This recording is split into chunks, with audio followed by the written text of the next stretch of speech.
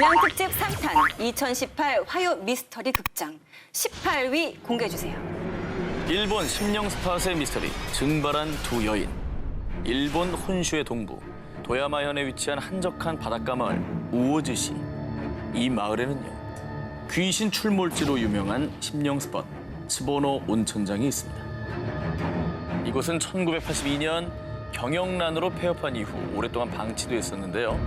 깨진 유리창, 도색이 다 벗겨진 페인트, 알 수 없는 낙서까지 보기만 해도 섬뜩한 분위기를 자아내서요. 이곳에 공포 체험을 다녀온 사람들은 그냥 이곳 자체가 귀신보다 무섭다라고 할 정도라고 합니다. 근데 이곳이 공포 체험 마니아들 사이에서 더욱 극강의 공포 체험 장소로 떠오른 이유, 두 여자의 실종 사건 때문이었습니다. 저런 게 이제 또 가지. 1996년 5월 5일 도야마현 히미시에 살던 19살 여고 동창생인 A와 B 양은요, 밤 9시경 가족들에게 우우즈시 츠보노 온천장에 공포 체험을 다녀오겠다며 B의 차를 타고 집을 나섰습니다. 그 뒤 친구에게 우리 지금 우우즈시에 있어라는 삐삐 메시지까지 남겼는데 갑자기 행방불명. 결국 가족들은 도야마현 경찰에 실종 신고를 했는데요. 경찰이 입수한 CCTV 자료에서는 사건 당일 밤 10시경 B의 승용차가 도야마현의 중심지인 도야마시와 나메리카와시를 거쳐 우오지시로 들어가는 것이 확인됐습니다. 정말 그럼 거길 가긴 갔네. 그렇죠. 네, 근데요. 그런데 말입니다. 그 뒤 경찰이 그 일대를 샅샅이 수색했으나 두 여성의 흔적을 전혀 찾을 수가 없었고요. 여성이 타고 간 승용차조차도 발견되지 않았습니다. 결국 이 두 여성의 실종 사건 이후 일본 일부 매체에서는요, 호쿠리쿠 지방에서 가장 무서운 심령 스팟이라 지칭, 더욱 범접할 수 없는 공포가 퍼졌습니다. 저럴 수 있어요. 얼마 뒤 츠보노 온천장 일대는 아예 외부인이 출입할 수 없게 철조망 작업을 했지만요, 지금까지도 모험심 강한 공포체험 마니아들이 이곳을 찾고 있다고 합니다. 당시 일본 대표 신문 일면까지 실리며 일본 사회를 발칵 뒤집은 두 여성의 증발 사건. 과연 두 여성은 어디로 사라진 걸까요? 자, 남양특집 3탄 2018 화요 미스터리 극장 16위 공개해주세요. 지옥문 카타콤의 실종 미스터리. 경고, 이 앞은 죽은 자의 나라다. 이 글귀가 붙어있는 곳은 낭만적인 빛의 도시 파리. 그중에서도 남부의 당페르 로시로 광장, 그 지하에 은밀히 감춰진 카타콤. 카타콤의 총 길이는 이제 약 300km입니다. 그리고 이곳에 약 600만 구에 달하는 유골이 모여 있다고 해서 세계 최대 무덤으로 불리고 있습니다. 그런데 이곳을 두고 떠도는 한 미스터리. 정확한 통계는 없지만 19세기 이래 카타콤에서 실종된 사람은 수백, 아니 수천만 명. 실제로 카타콤에서 실종되는 사고가 연쇄적으로 발생하자 대부분을 철문으로 막았습니다. 하지만 일부 탐험가 혹은 담력을 키우려는 이들이 하수구 등을 통해서 비밀 출입구를 찾아 무단으로 침입하는 사건이 종종 발생. 그런데 이때 기괴한 경험을 하고 온 이들이 마치 뭐에 홀린 듯 이상한 형상을 봤어요. 나를 끌고 가려고 했어요. 라며 지옥문에 대한 괴담을 더욱 공포스럽게 만들었습니다. 1998년 유명 다큐멘터리 감독 프랜시스 프리랜드가 카타콤에서 실종된 사람들을 취재하던 중 카타콤의 한 구석에 떨어져 있는 캠코더를 발견했는데요. 카타콤 벽면에 있는 유골들을 확인하던 남자가 갑자기 어둠 속에서 무언가를 발견한 듯 하더니 캠코더까지 떨어뜨리고는 비명을 지르며 뛰어가는 장면이 담겨 있었던 겁니다. 사람들 사이에서는 지옥문을 찾다가 지옥 문지기를 만나 끌려간 거야라는 괴담이 일파만파 퍼졌습니다. 역시나 그 화면 속의 남자는 돌아오질 못했습니다. 돌아오지 못하는 실종자, 그리고 경찰 수색에도 실종자에 대한 어떤 단서조차 찾지 못하는 상황. 지하 무덤 카타콤엔 정말 지옥문이 있었을까요?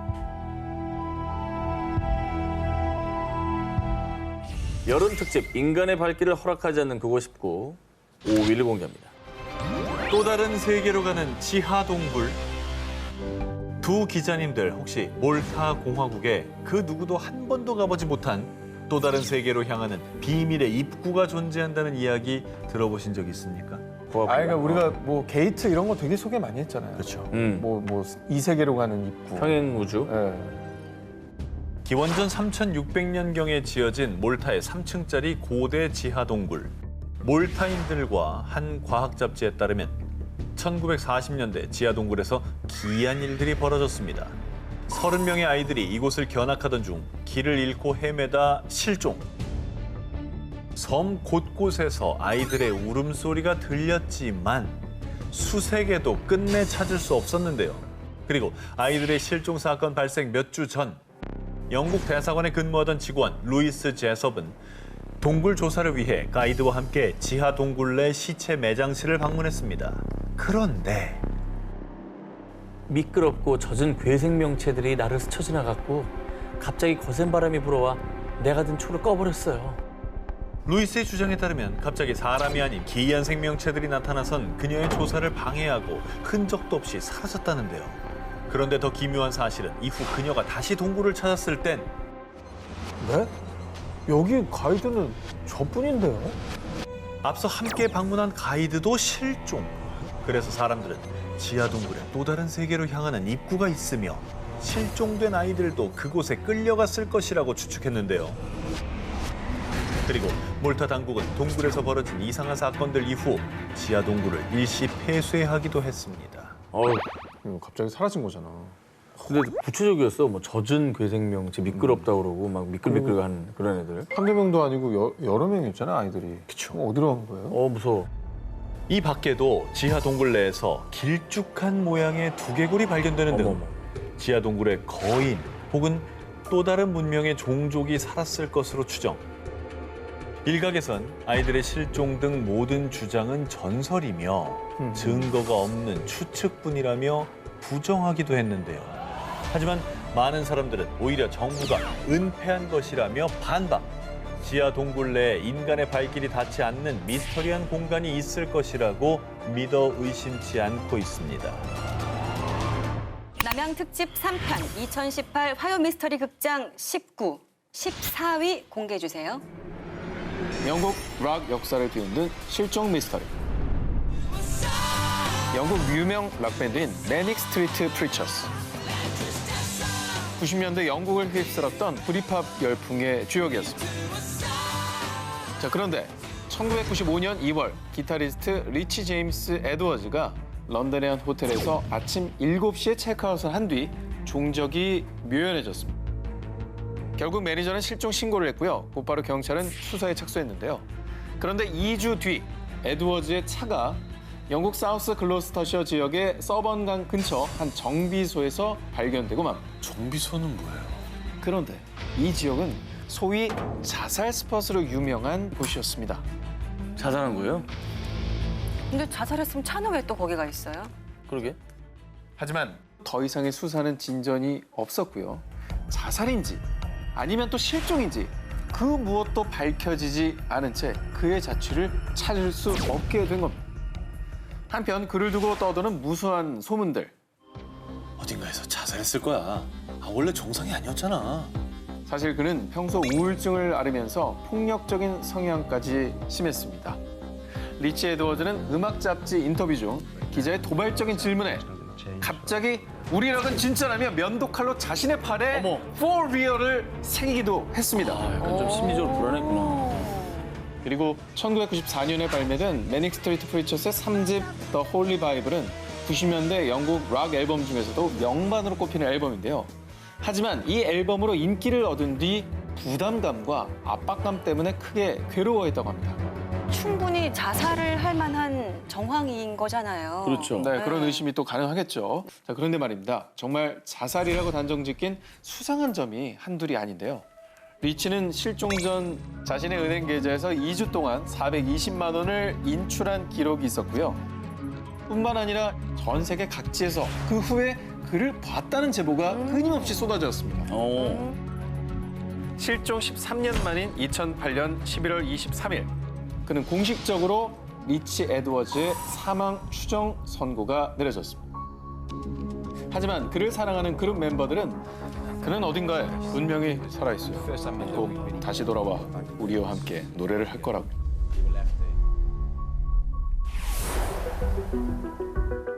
충무를 집어삼킬 실화 사건 19, 스릴러 편 13위. 행방불명 20초 만에 사라진다. 자, 여러분 지금부터 이 아이의 사진을 주목해 주시기 바랍니다. 행방을 알 수 없는 일본 3대 실종 사건으로 꼽히는 마츠오카 시냐의 사진입니다. 다 20초 사이에 일어난 실종 사건. 지금부터 재조명하겠습니다. 20초. 1989년 3월 7일 당시 4살이던 마츠오카 시냐와 그의 가족들은 외할머니 장례식에 참석하기 위해 도쿠시마현에 있는 친척집에서 하룻밤을 보냅니다. 자, 시냐는 아버지와 형제들 그리고 사촌들과 함께 짧은 산책을 나섰다 돌아오는데요. 하지만 좀 더 산책하고 싶은 눈치에 시냐, 그러면 아빠가 동생을 엄마에게 맡기고 올게 라며 현관 기둥 앞에 시냐를 잠시 세워두었습니다. 자, 그리고 아빠가 다시 돌아오기까지 걸린 시간은 단 20초. 그런데 그 잠깐 사이에 시냐군이 이미 사라져버렸던 겁니다. 그 즉시 가족들은 집 뒤편의 야산과 동네 곳곳을 뒤졌지만 시냐를 찾을 수 없자 납치라고 생각하고 경찰에 신고합니다. 결국 경찰부터 지역 주민들까지 약 100여 명의 사람들이 동원, 샅샅이 수색에 나섰지만 안타깝게도 성과가 없었습니다. 이게 뭐야? 자, 그로부터 6년 뒤인 1995년 일본 T 방송사에서 실종된 시냐를 찾기 위해 생방송까지 진행하게 되는데요. 방송 종료 5분 전 한 통의 미스테리한 전화가 걸립니다. 나는 가와사키에 사는 하야시라고 합니다. 익명만 보장해 준다면 시냐의 행방을 제보하겠습니다. 자, 그런데 진행자였던 와타나베 마리 아나운서가 결정적인 실수를 해버리고 마는 겁니다. 가와사키시에 사는 시상, 시냐의 행방을 알고 계신다고요? 뭐 하는 거야? 예, 정말. 뭐 하는 거야? 예, 정말 한석준 아나운서 같은 모습이 아닐 수 없네요. 저는 중요한 건 절 실수하지 않아요. 이분은 잘 까먹어서 저런 짓을 안 해요. 자, 이에 당황한 제보자가 전화를 그냥 끊어버렸고요. 당연하지. 끝내 전화는 걸려오지 않았습니다. 자, 그리고 사건이 발생한 지 어느덧 지금 30년이 흘러갔습니다. 찰나의 시간 20초. 대체 어떤 일이 있었던 걸까요? 시냐의 행방은 지금까지도 여전히 안타까운 미스터리로 남아있습니다. 충무로를 집어삼킬 실화 사건 19, 스릴러 편 11위 공개합니다. 자, 11위. 마더, 사라진 아이들. 1994년 10월에 발생한 미국 전역을 뒤흔든 유괴 사건. 두 아들을 눈앞에서 잃은 엄마는 급기야 방송에 나와 눈물로 호소를 합니다. Whoever has my children, 말을 어렵게 이어가고 that 계세요. they please bring them home. 자, 사건의 전말은 이렇습니다. 3살 된 마이클과 14개월 된 알렉스를 차에 태우고 교차로 빨간불에 멈춰서서 신호를 기다리고 있던 수전 스미스. 자, 그런데 갑자기 총을 든 흑인 남성들이 나타나 수전을 차에서 끌어내렸고요.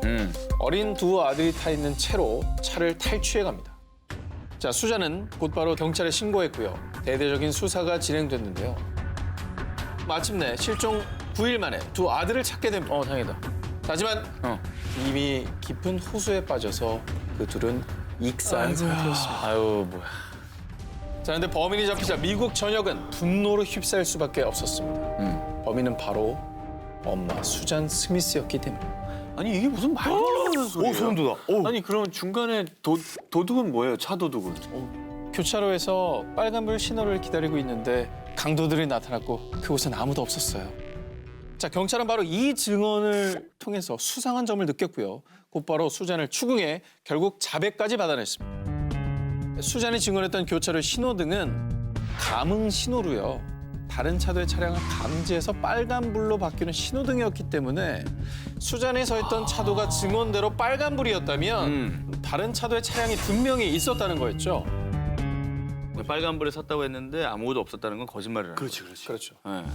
자, 역시나 조사 결과 수잔이 직접 마이클과 알렉스를 자동차 좌석에 묶어 호수를 향해 굴러가도록 했었던 거였는데요. 자, 근데 그 이유가 더 기가 막힙니다.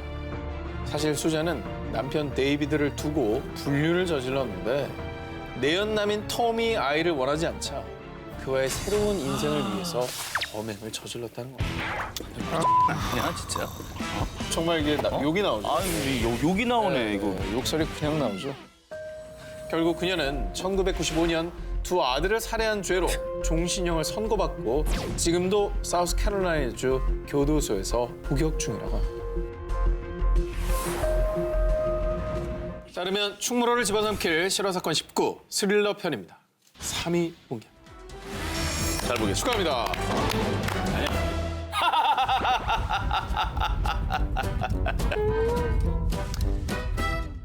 행방불명된 등산객을 찾기 위해 홋카이도 다이세츠 산 위를 날던 경찰 헬리콥터. 순간 기묘한 문양을 발견합니다.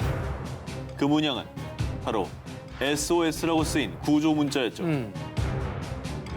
그리고 실종된 등산객이 무사히 구조되면서 안도의 숨을 내쉰 그 순간 그는 경찰 조사에서 이 SOS 문자를 쓴 적도 본 적도 없다고 대답합니다. 또 다른 실종자를 찾기 위해 산속을 샅샅이 뒤진 경찰. 그러던 어느 날 SOS 문자 인근에서 유골의 파편과 카세트 테이프, 소형 녹음기가 든 가방을 발견합니다. 그리고 그 테이프 속에는 한 남자의 목소리가 녹음돼 있었는데요.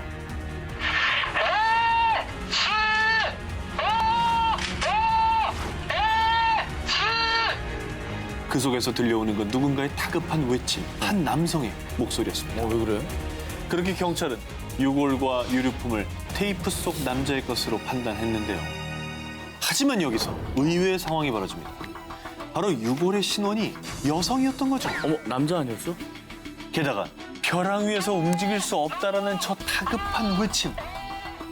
하지만 SOS 문자 인근 그 어디에도 벼랑은 존재하지도 않았습니다. 그리고 당시 행방불명자를 대상으로 대대적인 수사를 펼쳤고요. 결국 두 연인의 신원을 확인해냅니다. 우여곡절 끝에 사건이 해결되면서 경찰은 유가족에게 유류품을 전달하는데요. 그런데 이 목소리는 우리 애가 아니에요. 뭐야 또. 테이프 속 목소리는 행방불명된 남자가 아니라는 거였죠.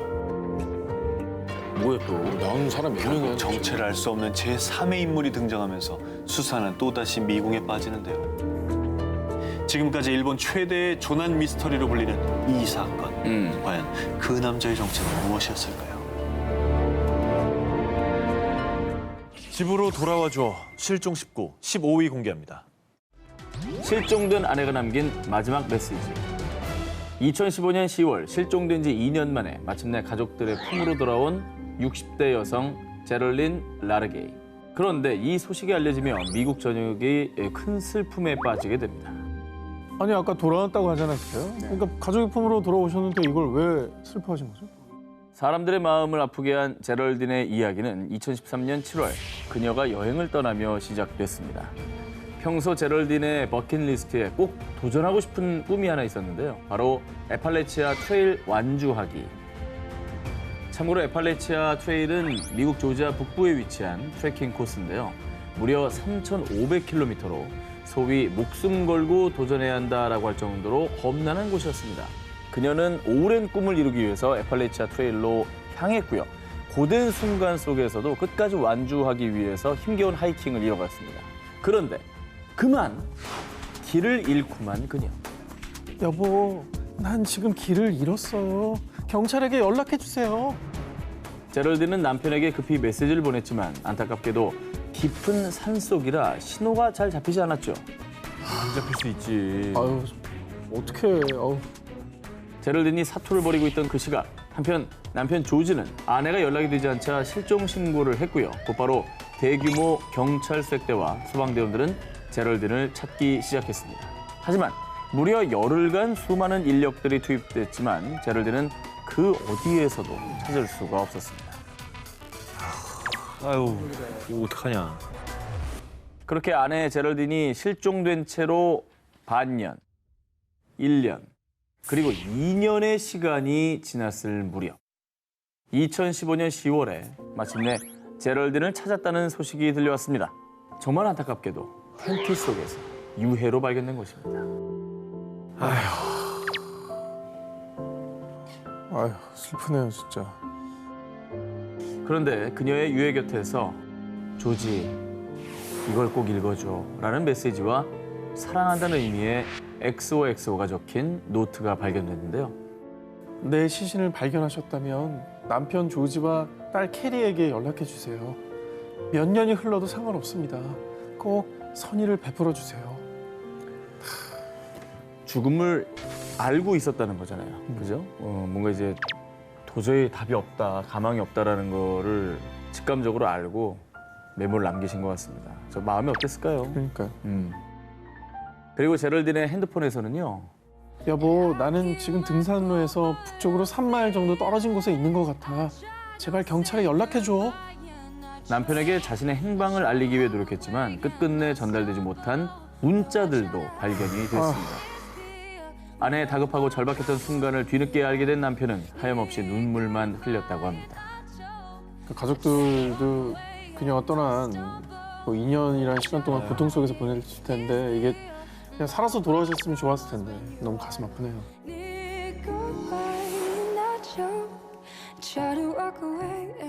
집으로 돌아와줘 실종 19, 11위 공개합니다. 러시아 잠수의 여왕 실종 사건. 41개의 세계 기록 달성. 9분의 무호흡을 기록한 여성. 자, 인간의 한계를 넘어선 숨막히는 도전. 세계에서 가장 위대한 프리다이빙의 여왕이 있었습니다. 러시아의 세계 챔피언 나탈리아 몰차노바. 자, 그런데 말입니다. 세계 신기록을 기록했던 잠수의 여왕이 그만 물속에서 실종되는 사건이 발생했는데요. 아이고. 어떻게 해요? 자, 2015년 8월 2일 몰차노바는 지중해 포르멘테라 섬 해안에서 다이빙 레슨을 하고 있었습니다. 그녀는 평소처럼 잠수복을 입고 하강이 용이하도록 다이빙 장비를 착용한 뒤 바닷속으로 입수했는데요. 그런데 왜 이렇게 안 올라오지? 자, 입수한 지 한참이 되었는데도 몰차노바가 물 밖으로 나오지를 않는 겁니다. 이에 동료들이 입수를 해서 찾아봤지만 그 어디에서도 찾을 수가 없었죠. 결국 해양경비대와 500m 해저까지 탐지 가능한 잠수 로봇까지 동원돼 수색했지만 끝내 그녀를 찾을 수 없었는데요. 이에 전 세계 언론들은 세계 최고 프리다이버의 실종, 심해로 사라진 프리다이빙 챔피언이라며 대대적으로 몰차노바의 실종 사건을 보도했습니다. 근데 선수였기 때문에 그렇죠. 이 사고가 나도 좀 잘 대처하지 않았을까 하는 생각도 드는데 어떻게 된 겁니까 이게? 당시 단순 사고라고 종결짓지를 못했던 게 세계 신기록을 보유했던 프리다이빙 선수였기 때문에 그러니까. 그녀의 실종 사건에 대한 여러 의문들이 제기됐었는데요. 자, 첫 번째입니다. 혹시 몰차노바가 급류에 휘말린 건 아닐까라는 의견이었는데요. 하지만 당시 기상에는 큰 이변이 없었다고 하고요. 두 번째, 몰차노바가 위험한 암초 지역에 걸린 건 아닐까였는데 하지만 바다의 암초 사이에 몸이 끼어 나오지 못한 것이라면은 시신이 발견되거나 구조 도중에 눈에 띄었어야 되는데 그렇죠. 그렇지가 않았고요. 그리고 당시의 수심은 30에서 40m. 숨을 참고 자명할 수 있는 깊이가 최대 101m나 됐던 그녀에겐 어렵지 않은 코스로요. 몰차노바가 깊은 수심까지 잠수했다가 당황해서 물속에서 길을 잃었다고 보기에도 납득이 가지 않았습니다. 의문만 남긴 채 심해로 사라진 잠수의 여왕 몰차노바. 그녀의 아들 알렉세이는 엄마를 바다에 놓아주며 이런 추모의 말을 남겼습니다. 엄마는 바닷속에 계실 것 같아요. 바다를 가장 좋아하셨으니까요. 집으로 돌아와줘 실종 19, 10위를 공개합니다. 하늘의 퍼스트 레이디 실종 사건. 1932년 대서양을 횡단한 최초의 여성 비행사. 1935년 하와이에서 미국을 비행한 최초의 여성 비행사. 하늘에 화려한 기록을 수놓으며 하늘 위의 퍼스트 레이디로 불린 미국의 전설의 비행사 어밀리아 에어하트. 1937년 6월 1일 전 세계인들의 뜨거운 관심 속에 세계 일주 비행을 위해 항법사 프레드 누난과 함께 미국 캘리포니아에서 출발한 비행사. 그런데 약 한 달 뒤인 7월 2일 동경 157도, 남이 33도 7분 상공을 비행 중이다. 다음 경유지인 남태평양의 하울랜드 섬으로 향하던 어밀리아. 하지만 그녀는 이 무선을 끝으로 태평양 한가운데서 그만 실종되고 말았습니다. 당시 루즈벨트 대통령의 지시 아래 미 해군의 항공모함 4척의 구축함, 60여 대 비행기 등 2주간의 대규모 수색이 벌어졌지만 그녀의 흔적은 어디에서도 찾을 수 없었고요. 결국 약 2년 후인 1939년 미 해군은 연료 부족으로 인한 해상 추락사라고 발표하며 공식적으로 사망 처리를 했습니다. 오늘 안타까운 소식이네요.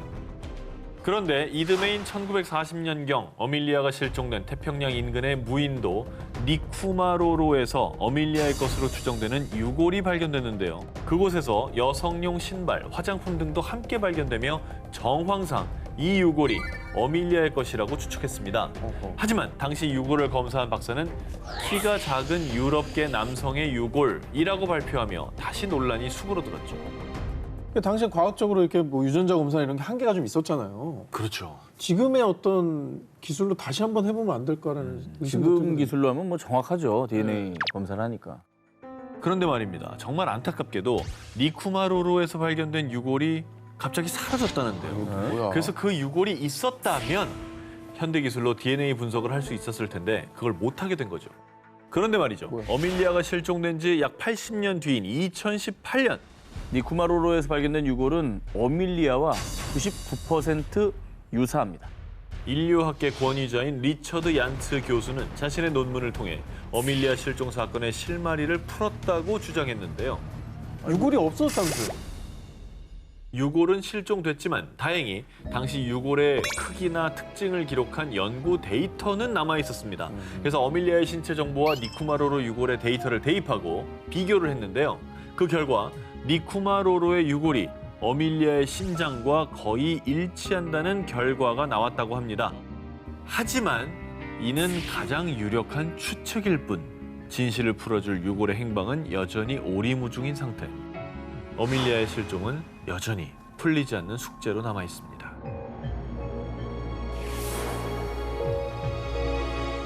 집으로 돌아와줘 실종 19 8위 공개합니다. 죽순 채집 여아 행방불명 사건. 2005년 일본 가가와현 사카이데의 한 숲에서 열린 죽순 채집 이벤트.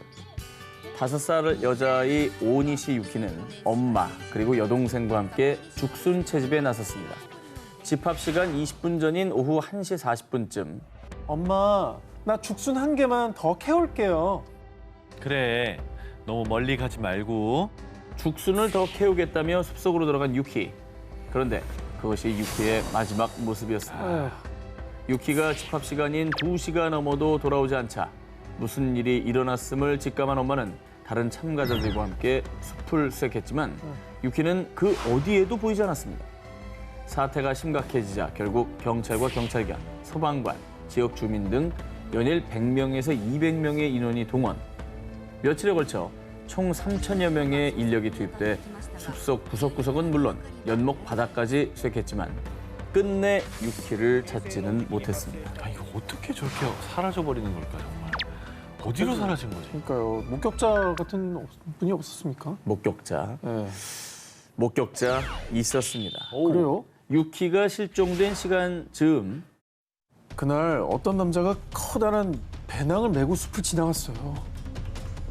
그래서 경찰은 경찰견을 다시 투입해 유키의 채취를 추적했습니다. 그런데 냄새를 쫓던 경찰견은 숲속 한가운데 대나무 몇 그루만 덩그러니 놓여있는 휑한 장소에서 갑자기 발걸음을 멈추더니 더 이상 움직이지 않았다고 합니다. 아, 네. 게다가 다른 경찰견 역시 같은 장소에서 추적을 멈췄다고 합니다. 그런데 그곳에선 아무것도 발견된 게 없었죠. 뭐 차라리 다행인 거죠. 그러니까 아직 살아있다는 희망을 또 가질 수 있으니. 근데 이제 그 많은 인원들이 수색을 했는데 저기서 못 찾았다는 거는 진짜 납치 아니면 좀 불상사가 일어나는 게 아닐까라는 추측이 들거든요. 정말 여러 의문이 드는데요. 이곳은 자동차가 들어올 수 없는 곳이었다고 합니다. 그리고 납치를 설사 했다 해도 상공에서 헬기를 타고 이동하지 않는 이상 유키를 데려가는 모습이 다른 사람들에게 목격이 됐을 겁니다. 자, 이후에 이 안타까운 실종 사건에 일본 언론들은 수수께끼만 남은 소녀의 행방, 미스터리한 소녀의 실종 사건이라며 대대적으로 보도했고요. 일본 방송사 역시 유키의 실종 사건을 분석하며 수차례 소개했습니다. 하지만 미스터리만 남긴 유키의 실종. 경찰은 유키가 실종된 지 13년이 지난 2018년에도요. 유키가 반드시 살아있길 바라는 마음으로 18살이 된 유키의 모습을 추정한 몽타주를 제작해 배포했다고 합니다. 단 몇 분 사이에 숲속에서 행방불명된 5살 꼬마 유키. 대체 그날 무슨 일이 있었던 걸까요? 집으로 돌아오죠. 실종 19, 7일을 공개합니다. 2019년 9월 미국 플로리다주 웰링턴에 위치한 한 호수. 경찰은 이 호수에서 낡은 흰색 자동차를 끌어올렸는데요.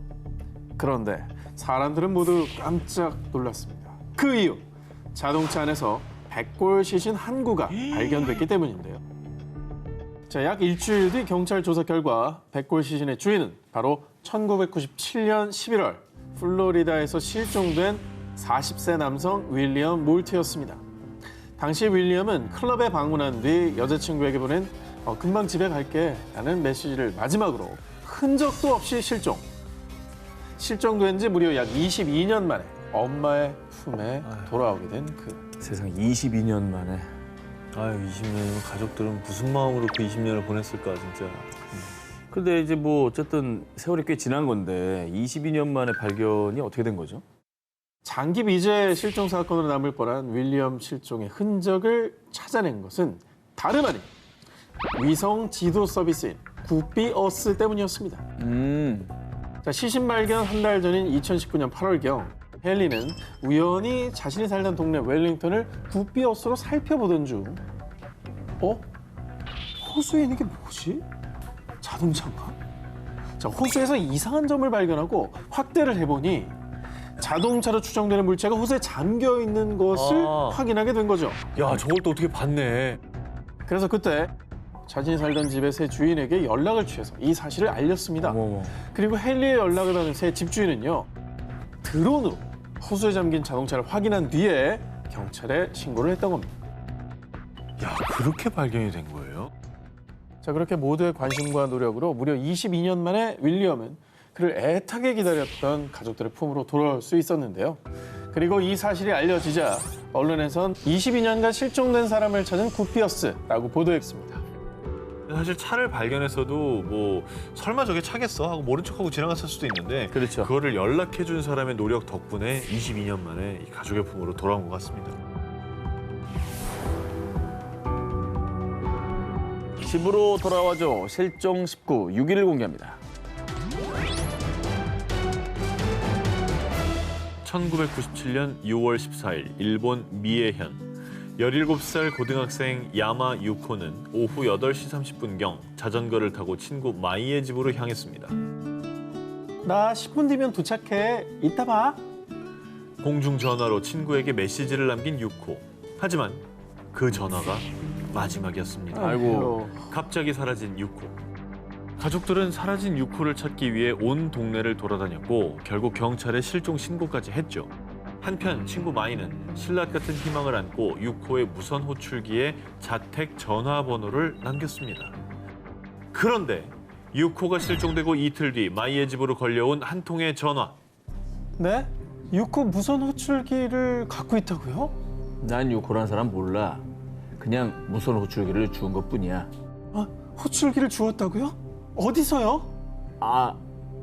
그게 아니라 내가 유코에게 돈을 빌려주고 무선 호출기는 담보로 받은 거야.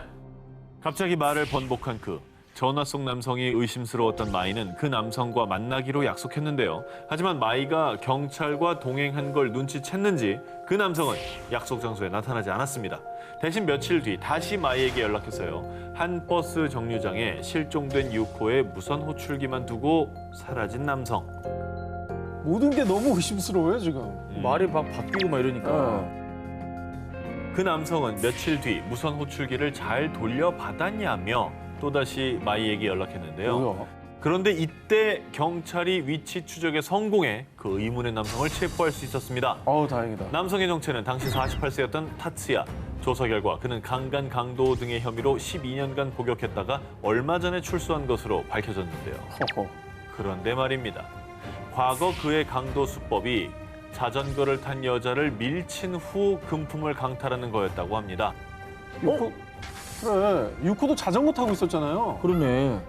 수상한 점은 이뿐이 아니었습니다. 경찰이 위치 추적으로 처음 타츠야를 발견했을 때 타츠야는 유코의 손수건을 가지고 있었고요. 뭐야? 수사 도중에는 타츠야의 차 안에서 유코의 모발과 유코의 한자 사전이 발견됐는데요.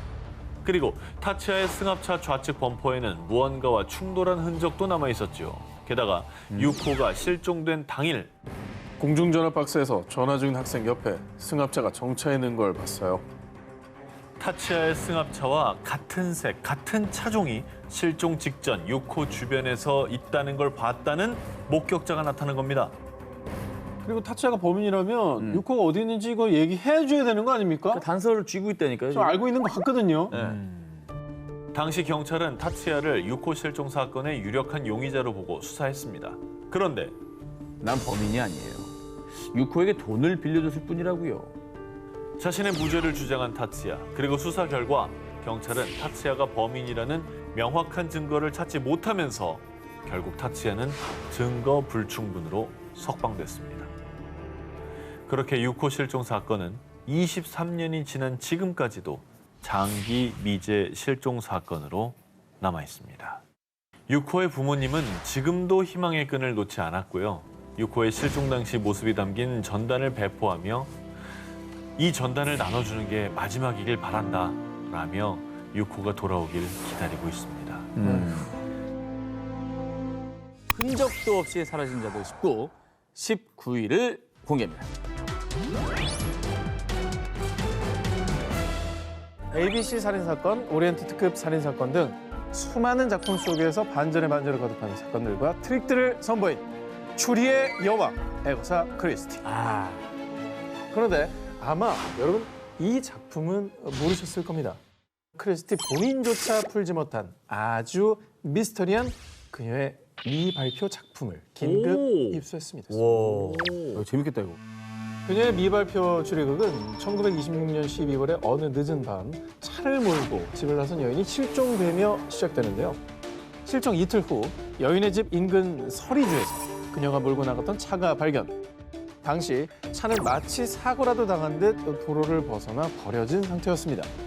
그리고 경찰은 약 15,000명의 병력을 투입해 수색에 나섰지만 그녀의 흔적을 찾을 수 없었는데요. 자, 그런데 실종 사건이 벌어진 지 11일 후 요크셔주의 한 호텔에서 그녀가 발견됐습니다. 자, 그런데요. 지금 들려드린 이 크리스티의 미발표 실종 추리극은 사실 당시 실제로 발생한 사건, 즉 슈럽. 도대체 실종된 사람이 누구길래 이렇게 총출동을 하죠? 자, 영국을 떠들썩하게 만든 11일간의 실종 사건의 실제 주인공은 바로 아가사 크리스티. 진짜? 본인이 겪은 거고? 그렇습니다. 자, 그런데 크리스티가 발견됐음에도 그녀의 실종 사건의 전말은 밝혀지지 않았고요. 마치 그녀의 작품 속 플롯처럼 미궁에 빠져버렸는데요. 야, 이건 진짜 추리소설이네. 추리소설 작가가 정말 소설처럼 사라져버린 거네요. 그러면 실종됐다가 나타났는데 왜 미궁에 빠졌다는 거예요? 나타났잖아요. 그 이후 발견 당시 크리스티는 단기 기억 상실증으로 남편도 또 본인이 누구인지도 기억하지 못했기 때문입니다. 자, 그런데 이 실종 사건은 그녀의 작품처럼 대반전을 맞이합니다. 남편에게 복수하기 위한 자작극은 아닐까요? 자, 알고 보니 크리스티는 발견된 호텔에서 직접 체크인했고요. 그리고 당시 크리스티의 남편이 닐이란 이름의 젊은 비서와 불륜을 저지르고 이혼을 요구한 상황이었습니다. 그런데 크리스티는 자신이 누군지 기억 못한다고 했지만 그녀가 호텔에서 체크인할 때 사용한 가명은 테레사 밀, 즉 남편의 내연녀의 성을 사용한 겁니다. 자, 이를 두고 사람들은 크리스티가 기억 상실증이 아니라 마치 추리소설 속 트릭처럼 남편에게 복수하기 위해 실종된 척하고 남편이 살인 용의자로 지목되게 만들었다고 추리했는데요. 너무 무섭다. 자, 그리고 그녀의 실종 사건이 크리스티 자작극이라는 또 다른 추리. 1937년에 그녀가 발표한 소설 나일강의 죽음을 보면요. 약혼자를 친구에게 빼앗긴 여인이 두 사람에게 복수하는 내용이 등장하는데요. 디테일한 건 좀 다르지만 크리스티의 상황과 좀 비슷하지 않습니까? 비슷하네요. 네. 이를 두고 일각에선 작품을 위해 직접 사건의 주인공이 된 거다라며 추리가 오가기도 했지만 크리스티는 죽는 날까지 자신의 실종 사건의 진실을 밝히지 않았습니다. 흔적도 없이 사라진 자들 19, 18위 공개합니다. 1845년 영국의 해군 장교인 존 프랭클린 경이 이끄는 탐험대 프랭클린함에 에리버스호와 테러호가 템스강에서 출항했는데요. 이들의 목적은 북극 항로 개척. 대서양에서 북극을 건너 태평양으로 가는 가장 빠른 항로를 개척한다면 최단 거리로 화물 수송이 가능해지고 엄청난 경제적 효과를 누릴 수 있기 때문인데요. 일명 황금 항로 개척을 위해 이미 3번의 북극 탐험 경험이 있던 프랭클린 경과 129명의 선원이 대장정의 길에 오른 겁니다. 근데 경제적으로는 의미가 있는데 이제 대장 입장에서는 이거 뭐 선원들 안전이 걸린 문제 아닙니까? 북극을 뚫고 와야 되는데. 얼마나 추워요. 그러니까. 당시 프랭클린 함은 북극 항로 개척을 위해 3년치의 식량과 선원들이 편하게 지낼 수 있는 최고급 선박 시설을 갖췄고요. 만반의 준비를 하고 출항했습니다. 그런데 프랭클린 함은 출항한 지 얼마 되지 않은 그해 7월 26일 그린란드와 캐나다 사이의 베핀베이에서 목격된 것을 마지막으로 129명의 선원과 함께 흔적도 없이 모습을 감추고 말았습니다. 어머. 영국 해군은 그제야 사태의 심각성을 감지, 2만 파운드의 보상금을 내걸고 수색 대원들을 투입하는 등 실종된 프랭클린 함 찾기에 나섰습니다. 하지만 무려 11년에 걸쳐 드넓은 망망대해를 샅샅이 수색했지만 안타깝게도 실종된 선박도 사람들도 찾지 못한 채 해난 미제 사건으로 남았습니다. 아니 어디로 갔을까? 흔적이라도 있어야 될 텐데. 그러니까요. 뭐 그 옛날에는 교신 같은 게 불가능했잖아요. 정확히 언제 어떻게 실종된지에 대한 기록이 전혀 없어서 이게 모를 수밖에 없을 것 같다는 생각이 드는데. 그런데 말입니다. 세계 최대 해난 미스터리로 남았던 프랭클린함 실종 사건이 무려 169년 만인 2014년 그 진실이 수면 위로 드러났습니다. 2008년 캐나다에서 과거 사고 해역에 거주하던 원주민의 목격담을 바탕으로 집중 탐색을 벌인 결과 캐나다 킹 윌리엄 인근에서 사라졌던 프랭클린함의 에리버스호와 테러호의 잔해를 2014년과 2016년에 차례로 발견하는 데 성공한 겁니다. 오. 야, 어디 갔었어? 그대로 있네. 그릇 봐, 그대로 있어. 프랭클린함은 거의 훼손되지 않았습니다. 그대로 침몰한 것으로 추정됩니다. 하지만 선박 내에서 129명의 유해를 발견하진 못했습니다. 어디로 간 거예요, 그러면? 사실 1854년 이미 사건의 미스터리를 밝힐 수 있는 중요한 증언이 있었습니다. 앞서 원주민의 목격담을 바탕으로 수색했다고 말씀드렸는데요. 당시 에스키모인들은 킹 윌리엄 섬 인근에서 백인의 배가 빙산과 충돌해 침몰했고 생존자들이 살기 위해 배를 버리고 얼음 위를 걸어 육지로 향하는 것을 목격했다는 증언을 했던 건데요. 그리고 수색 결과 캐나다 북부의 킹 윌리엄 섬에서 영국 선원 수첩과 메모지를 발견. 그 메모지에는 북극해를 향하던 원정대가 캐나다 근처 빅토리아 해협에서 얼음에 갇히게 됐고 크로지어 대령의 지휘 아래 킹 윌리엄 섬에 상륙했다라는 기록이 남아 있었던 겁니다. 하지만 그들은 영하 30도, 40도가 넘는 혹독한 추위에서 저체온증과 굶주림, 여러 질병에 시달리다 모두 사망했을 것으로 추정했던 건데요. 얼마나 죽었을까? 생존해서 돌아온 분이 없다고 하니까 정말 안타깝네요. 흔적도 없이 사라진 자들 19, 11위 공개합니다.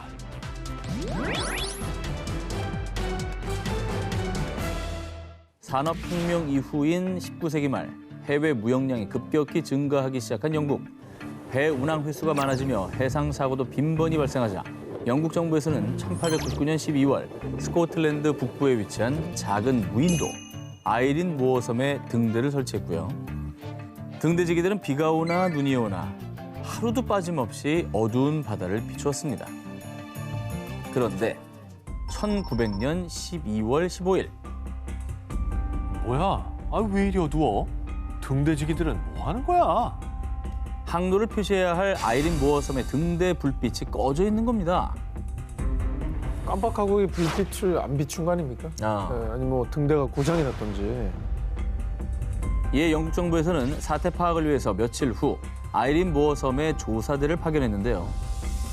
그런데 아무 인기척이 느껴지지 않는 등대. 원래라면 등대에 함께 상주하고 있어야 할 등대직이 3명. 토마스 마셜, 제임스 다켓, 도널드 메가더.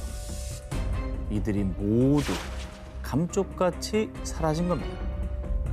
철칙에 따르면 한 명은 무조건 등대 안을 지켜야 하는데 한 명도 남김없이 등대직이 3명 모두 어디론가 증발해버린 겁니다. 어딜 간 거죠? 이게 철칙을 어긴 거 아니에요, 이 정도면? 자, 여기서 이상한 점은요. 등대지기용 방수복 3벌 중에 2벌만 사라지고 한 벌의 방수복은 남아 있었다는 겁니다. 등대 밖 방파제에 나가려면 반드시 방수복을 입어야 하는데요. 한 벌의 방수복이 남아 있었다는 거는 등대 안에 한 명의 사람은 남아 있었다는 얘기입니다. 근데 방수복만 입고 사람은 사라진 것이죠. 한 명은 뭔가 피치 못한 사정이 있었던 건가요? 방수복도 못 입고 일단 등대 밖을 나갔다고 한다면 그런데 섬 일대를 수색하다가 부서져서 나뒹구는 나무 상자들과 휘어진 철제 난간 등 마치 폭풍에 휩쓸린 듯한 흔적들이 발견되기도 했는데요. 그래서 조사대는 3명의 등대지기들이 풍에 휘말려 목숨을 잃었다고 추정, 상부에 보고했습니다. 그런데 무슨 소리야? 그날은 폭풍이 불지 않았다고. 등대지기들이 사라진 것으로 추정되는 12월 15일에는 폭풍이 불지 않았던 것입니다. 거봐. 실제로 등대지기들이 마지막으로 남겨놓은 등대 일지에도요. 바다는 고요했다라고 기록돼 있었습니다. 그날 이후로 그들의 시신은 물론 바다에서도 유류품 한 점조차 발견되지 않았고요. 결국 등대지기 3인의 행방과 진실은 지금까지도 미스테리로 남아 있습니다. 흔적도 없이 사라진 자를 짚고 9위를 공개합니다. 실종 미스터리 베닝턴 삼각지대. 수많은 항공기와 선박이 사라지는 미스터리 트라이앵글 버뮤다 삼각지대. 그런데 미국 동북부 버몬트주의 일명 육지의 버뮤다 삼각지대가 존재한다고 합니다. 바로 버몬트주 베닝턴에 있는 글래스텐베리 산을 중심으로 우드포드, 샤프트베리, 서머셋 지역을 포함하는 삼각지대 베닝턴 삼각지대입니다. 근데 저 삼각형의 지대 안에서 실종 사건이 그러면 계속 나오는 건가요? 그렇습니다. 이 공포의 베닝턴 삼각지대 미스테리한 연쇄 실종 사건은 76년 전부터 시작됐습니다. 1945년 11월 이 지역의 베테랑 사냥 가이드 미디 리버스는 여느 날과 다름없이 당시 4명의 사냥꾼을 이끌고 숲으로 들어갔는데요. 그런데 리버스가 어디 갔지? 사냥을 마치고 돌아오던 길 무리에서 조금 앞서 걷던 리버스가 어느 순간 보이지 않게 된 겁니다. 뭐야? 그리고 아무리 기다려도 돌아오지 않자 마을 주민을 비롯해 미군까지 출동. 그 일대를 샅샅이 수색했지만 리버스의 흔적은 어디에서도 찾을 수가 없었습니다. 베테랑 사냥 가이드라면서요. 그렇죠. 이거 한두 번 다닌 길도 아니고 아니 그 동네를 아주 손바닥 보듯이 훤히 알 텐데. 이게 흔히 말하는 눈 감고도 다닌다 얘기하잖아요. 그럼. 이게 길을 잃은 건 아닐 것 같은데. 뭐 야생동물이랑 마주쳤나? 자, 그런데 실종 사건은 이게 다가 아니었습니다. 리버스 실종 1년 뒤인 1946년 12월 베닝턴 삼각지대의 롱 트레일로 하이킹을 하러 간 대학생 폴라 웰든. 하지만 다음 날 웰든이 수업에 참석하지 않자 이후 실종 신고가 접수됐고요. 갑자기 사라진 웰든을 찾기 위해 대규모 수색대가 투입됐는데요. 하이킹을 하러 갈 당시 웰든은 눈에 띄는 빨간색 옷을 입고 있어서 그녀를 봤다는 목격자들도 많았지만요. 그녀 역시 어떤 흔적도 발견되지가 않았죠. 목격자는 많은데 흔적이 하나도 없다라는 게 공통된 거잖아요. 마지막 포인트를 못 봤다는 겁니다. 진짜 이상하다. 이상하다 진짜. 자, 게다가 과학적으로 도저히 설명할 수 없는 실종도 발생했습니다. 1949년 12월 세인트 알반스에서 베닝턴으로 향하는 버스에 탄 제임스 테드포드. 당시 버스 승객들의 증언에 따르면요. 그 남자 분명히 마지막 정거장에서도 계속 앉아 있었어요. 하지만 버스가 베닝턴에 도착했을 때 그가 사라졌다는 겁니다. 자, 그리고 신비한 실종 사건은 이뿐이 아니었습니다. 1950년 10월에 8살 소년 폴 잽슨과 50대 프리다 랑거까지 연이어 실종. 1945년에서 1950년 사이 모두 5명이 이 베닝턴 삼각지대에서 실종됐는데요. 실종 약 7개월 뒤 시신으로 발견된 프리다 랑거를 제외하고는 그 누구의 흔적도 찾을 수 없었습니다. 야 미스터리가 이거 한두 명도 아니고 다들 흔적이 없잖아.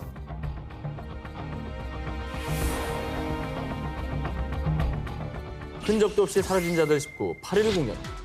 모모는 딸이 남긴 의문의 전화. 1990년 8월 일본 한 가정집에 한 통의 전화가 걸려왔는데요. 괴로워. 너무 분해. 혹시 너 사요코니? 지금 어디니? 자, 그런데 전화를 받은 엄마는 소스라치게 놀랄 수밖에 없었습니다. 그 이유, 의문의 전화를 건 사람이 4개월 전 실종된 딸 미나미노 사요코였기 때문입니다. 야, 4개월 만에 실종된 딸과 연락이 닿은 거네요. 실종 딸이 전화를 한 거예요. 그렇습니다. 엄마 얼마나 놀랐을까? 찾았겠네. 안타깝게도 이 전화를 마지막으로 그녀는 또다시 행방이 묘연해졌는데요. 자, 사요코에게 무슨 일이 있었는지 그녀가 실종되기 전 약 4개월 전으로 거슬러 올라가 보겠습니다. 당시 세계 일주 중이던 사요코는 1990년 3월 말 네팔에 입국. 그런데 히말라야에서 한 달 정도 트레킹을 할 거예요. 4월 3일 카트만두에서 보낸 편지를 끝으로 사요코는 연락 두절되며 실종. 가족들은 사요코를 찾기 위해 네팔로 향했고요. 자, 일본 대사관과 네팔 경찰의 수사 끝에 안나푸르나 인근 도시 포카라의 한 호텔에서 사요코의 흔적을 발견했습니다. 그런데 그녀가 머물렀던 호텔 방 안엔 가방, 옷, 돈 등 소지품이 그대로 있었는데요. 뭐야? 소지품이 그대로 있었으면은 네. 이거는 이동하러 나간 게 아니라 여기다가 여정을 풀고 뭐 앞에 나가서 뭐 커피를 한잔 한다든지 주변을 좀 뭐 관광을 한다거나. 그리고 만약 등산 중 사고사를 당했거나 금전을 목적으로 한 범죄였다면 돈과 소지품이 그대로 있을 리 없었을 겁니다. 그렇죠, 그렇죠. 당시 수색에 나섰던 네팔 경찰은 어떤 사건에 휘말린 것인지 사고인지 판단조차 할 수 없습니다. 라고 발표. 그리고 4개월 뒤 그렇게 사요코에게서 전화가 걸려왔지만 분하다는 말만 남기고 끊어진 전화. 그 전화가 어디에서 걸려온 건지 아무것도 알아낼 수 없었습니다. 흔적도 없이 사라진 자들 19, 6일을 공개합니다. 모모에서 발견된 일본인 실종자. 1977년 11월 15일 일본 니가타. 하교 후 집으로 향하던 13살 소녀 요코타 메구미. 늦은 밤이 돼도 딸이 집에 돌아오지 않자 그의 아버지 요코타 시게루는 경찰에 딸의 실종을 신고했습니다. 그러나 그 어떤 흔적도 찾을 수 없었고요. 고통의 세월을 보내야 했습니다. 그런데 메구미가 사라진 지 20년이 지난 1997년 일본 언론에 메구미의 행방을 알고 있다는 한국인의 증언이 공개된 겁니다. 그렇다면은 뭐 한국에 있었다는 얘기인가요? 메구미가? 증인의 입에서 나온 충격적인 이야기. 요코타 메구미를 북한에서 봤습니다. 증인은 한국으로 망명한 북한 공작원 출신 안모 씨였는데요. 그는 메구미가 북한에 살면서 북한 공작원들의 일본어 교육을 담당했다고 주장했습니다. 그리고 그로부터 5년 후 2002년 9월 17일 북한 평양에서 열린 북일 정상회담. 당시 일본 고이즈미 주니치로 총리는 김정일 당시 국방위원장에게 충격적인 소식을 전해 듣습니다. 메구미가 북한으로 온 게 맞소. 하지만 그녀는 지금 세상을 떠났습니다. 하지만 메구미가 결혼과 출산 후 우울증을 겪다가 1994년에 자살을 했다고 전했습니다. 사실 그 참 기부한 인생 아니십니까? 그러니까요. 가족과 잘- 고국에 그리웠으면 결혼을 해서 아이까지 낳았는데도 불구하고 극단적인 선택을 더 하셨던 거겠죠. 이후 메구미의 죽음에 대한 여러 가지 의혹들이 제기됐습니다. 먼저 2004년 북한으로부터 전달받은 메구미의 유골이 메구미의 DNA와 일치하지 않았던 겁니다. 게다가 북한 공작원 출신 김연희가 메구미는 죽지 않고 살아있다고 주장. 그녀의 주장에 따르면 북한 공작원들의 일본어를 가르친 그녀가 북한의 비밀을 너무 많이 알고 있기 때문에 일본으로 돌아가지 못한다는 거였죠. 자, 뭔가 석연치 않은 부분이 분명히 있는 것 같아요. 증언들이 계속 나오고 있고 뭔가 앞뒤는 안 맞네요. 생존 모습을 봤다고 또 하는 증언들이 있으니까. 부디 그리운 가족의 품으로 하루빨리 돌아갈 수 있길 바랍니다. 미치도록 잡고 싶었다. 범죄 재구성 19, 15일을 공개합니다. 히로시마 일가족 증발 사건. 2001년 일본 히로시마현의 작은 마을 세라초에 사는 한 가족이 있었습니다. 건축회사에 다니는 남편 야마가미 마사히로와 아내 준코, 그리고 어머니 사에구사와 반려견 레오. 그리고 분가한 외동딸 치에는 그 어떤 불화도 없던 평범한 가족이었습니다. 2001년 6월 4일 아내 준코 씨는 회사 동료들과 중국 다롄으로 여행을 떠나기로 했습니다. 그런데 그녀가 약속 시간이 지나도 나타나지 않자 친구들은 그녀의 집을 찾아갔습니다. 그런데 인기척조차 없자 급 불길함이 들어 경찰에 신고를 했습니다. 그런데 가족들과 반려견 레오조차 집에 없었고요. 집안은 방금 막 사람이 나간 듯한 흔적으로 가득. 거실 불은 켜진 채 식사도 차려져 있었고 그 어떤 외부의 침입 흔적도 없었습니다. 휴대폰과 귀중품도 그대로였습니다. 이게? 저런 상황이면은 약간 납치. 그렇죠. 누군가에 대해서 끌려간 게 아닌가. 납치를 뭐 한두 명을 납치하는 사건이 있어도 이렇게 온 가족을 다 납치하는 건 뭔가 이상하죠. 뭐 가족에 대한 원한 뭐 이런 게 아닐까요? 당시 히로시마 경찰은 헬리콥터까지 동원해서 대대적인 수색에 나섰지만 별다른 성과는 없었습니다. 그런데 2002년 9월 7일 호수에 차가 전복된 것 같아요. 야마가미 일가의 집에서 약 18km 떨어진 교마루 댐에 가뭄으로 저수지가 바닥을 드러내자 그 속에 있던 자동차가 모습을 나타낸 겁니다. 그 차량은 실종된 야마가미 가족의 차량. 그곳에서 가족의 시신과 반려견 레오까지 나란히 발견. 발견 당시 가족 모두는 슬리퍼에 잠옷 차림이었고 안전벨트까지 하고 있었다고 합니다. 이게 뭐죠? 부검 결과 시신에선 수면제 등 약물이 검출되지 않았고요. 외상 등 타살의 흔적도 없어 결국 히로시마 일가족 실종 사건은 집단 자살로 수사가 종결됐습니다. 와, 이게 말이 되나? 그리고 만약에 자살을 계획하고 있었다면 아내 준코는 중국 여행을 갈 준비를 했을까요? 게다가 딸 치에는 약혼자와 결혼을 앞둔 상황이었다고 합니다. 무려 18년이 지난 지금까지도 다양한 억측이 난무하는 히로시마 일가족 실종. 아니, 자살 사건. 과연 진실은 무엇일까요? 미치도록 찾고 싶었다 범죄 재구성 19 11일을 공개합니다. 사라진 소녀들의 시그널. 2014년 3월 29일 네덜란드인 두 친구 22살 리잔과 21살 크리스. 두 친구는 파나마의 보케테로 여행을 떠났습니다. 울창한 자연에 반한 두 친구. 그래서 홈스테이 가족이 키우는 개 블루와 함께 하이킹을 하러 갔는데요. 그런데 어두운 밤이 될 때까지 두 소녀는 돌아오지 않고 데리고 갔던 반려견 블루만 혼자 집에 왔습니다. 뭐죠? 왜? 경찰들은 곧장 수색을 시작했는데 하지만 그녀들의 모습은 어디에도 없었고요. 결국 파나마 당국은 특수부대를 동원, 그리고 두 소녀의 모국인 네덜란드 경찰팀까지 가세 수색에 총력을 다했습니다. 하지만 무려 10일 동안 숲을 샅샅이 뒤졌음에도 그녀들의 흔적은 발견되지 않았죠. 아, 어디로 갔을까요? 그러게요. 갈 데가 없잖아요. 저기 뭐 산인데. 대체 어디로 간 거죠? 그런데 그녀들이 실종된 지 10주가 지났을 무렵 단서 하나가 발견됐습니다. 리잔이 메고 나간 파란색 가방이 발견된 건데요. 그런데 이 가방이 발견된 곳은 홈스테이 지역인 보케테에서 걸어서 무려 15시간이나 걸리는 한 강둑이었습니다. 가방 안에는 현금 83달러와 여권, 물병, 카메라, 속옷, 그리고 스마트폰 2대가 있었습니다. 네. 경찰들은 이 스마트폰으로 역추적을 시작했죠. 그녀들이 하이킹을 떠난 날은 4월 1일. 그런데 하이킹 시작 몇 시간 만에 그녀들은 네덜란드와 파나마의 응급 전화번호로 긴급 전화를 시도했습니다. 하지만 신호가 잡히지 않아 전화 연결에 실패. 하지만 이후에도 멈추지 않고 이후 7일과 10일 사이에 긴급 전화를 한 횟수가 무려 77번. 게다가 더 미스터리한 건 스마트폰에 저장된 사진들이었는데요. 카메라 안에는 하이킹을 떠난 4월 1일 즐겁게 등산로를 오르는 두 소녀의 모습도 담겼는데 근데요? 실종된 지 일주일 뒤인 4월 8일 새벽 1시부터 4시 사이에 2분 간격으로 깜깜한 숲속에서 플래시를 터뜨려 찍은 사진이 90여 장. 그리고 그 사진 안에는 크리스로 추정되는 피 묻은 머리 사진까지. 어메. 그리고 2달 뒤엔 뼈 33개를 추가로 발견했는데 그중에 28개는 리잔의 것으로 밝혀졌다고 합니다. 그래서 경찰들은 그녀들이 깊은 숲속에서 야생동물의 습격을 당했을 것으로 추측했지만요.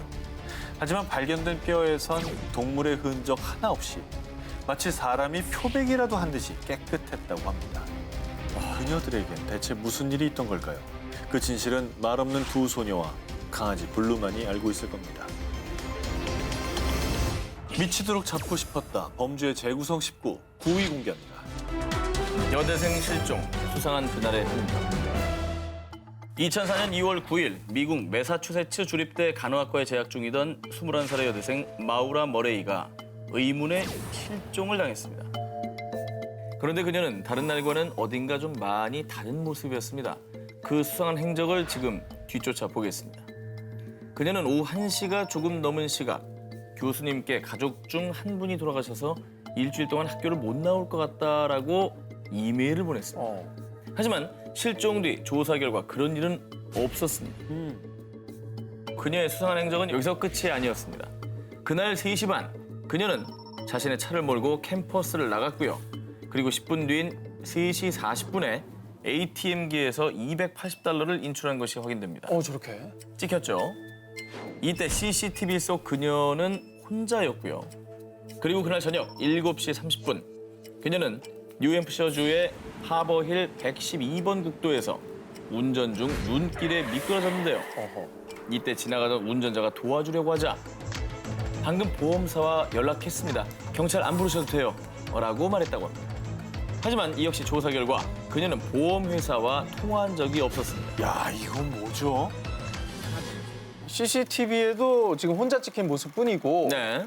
자 그리고 일부러 도로에서 상황이 발생됐는데 경찰도 필요 없다 그렇죠. 라고 거짓말하는 상황인 거잖아요.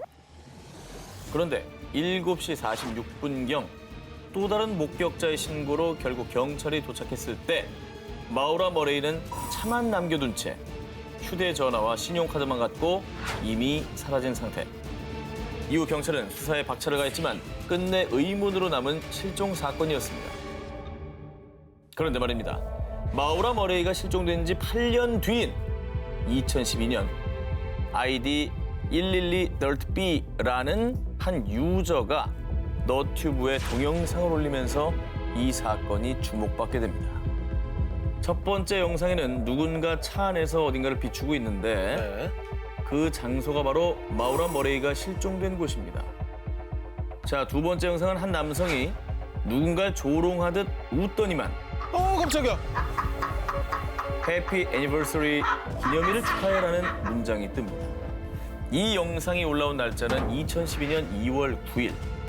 그날은 마우라 머레이가 실종된 지 정확히 8년째 되는 날이었습니다. 그러면 저거 영상을 올린 사람이 네. 범인일 가능성이 좀 높은 거잖아. 아니면 뭐 정말로 뭔가 알고 있는 사람이거나. 자, 그리고 그 다음 영상 제목은 아예 마우라 머레이. 뭐야? 이 영상에는 브레튼 우즈 리조트 티켓 한 장이 있었는데 그 티켓에 찍힌 날짜는 그녀가 실종된 이틀 뒤인 2004년 2월 11일. 사람들은 이 영상을 보고 브레튼 우즈 리조트 근처에 안매장된 게 아닐까 하는 추측을 했다고 합니다. 충분히 가능한 추측이죠. 저거는 저 주변을 좀 다 파봐야 되는 거 아닙니까? 하지만 이 동영상을 업로드한 유저 알든 올슨을 잡았는데요. 잡았어요? 당시 그는 정신질환을 앓고 있었고요. 이 사건과는 관련이 없다고 판단해 더 이상 수사는 하지 않았다고 합니다. 그녀는 대체 그날 어디로 가고 있었던 것일까요? 혹시 정말 누군가에게 협박을 받고 있었던 건 아닐까요? 정말 의문의 동영상은 그녀의 실종에 전혀 관계가 없는 걸까요?